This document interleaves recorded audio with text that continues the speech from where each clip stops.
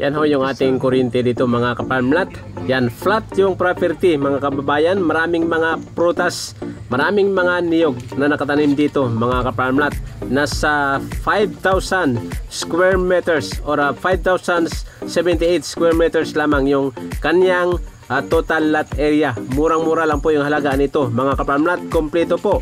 Mayroon pong source ng tubig at mayroon pong frontage sa Barangay Road. Mahaba po yung frontage nito, almost mga 50 meters.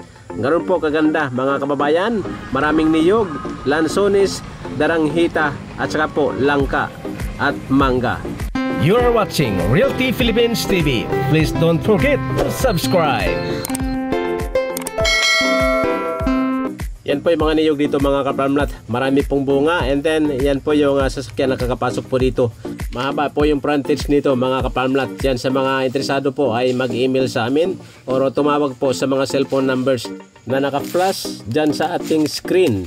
At saka po sa mga nag-aspire, yan i-announce ko rin po sa mga gusto po magkaroon po ng property.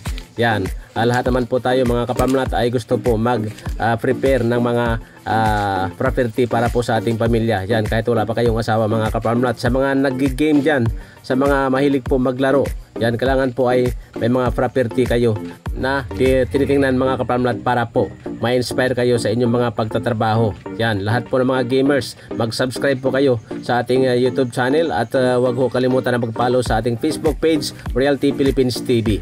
Yan, bata pa lang tayo mga kaparmlat ay marunong tayo dapat mag-invest para po sa ating kinabukasan. Okay? Ang total lot area po nito, ulitin ko ulit, 5,078 square meters, clean title. Sa halagang isusulat namin dyan, kung hindi man mga kaparmlat, yan, upon inquiry ay ibibigay sa inyo yung presyo mga kababayan. Okay? At ito po yung muhon dito mga kaparmlat. Yan, mula po dito mga kababayan at papunta dito sa ating likuran ay nasa 6 meters yung luwang po ng kalsada. Kaya po, maganda pag inyong nabili ito dahil ito'y may potensyal po na magiging business or commercial area. Ito hanggang dito po mga kaparmlat. Yan po yung luwang ng kalsada. Yan, 6 meters yung aking estimate.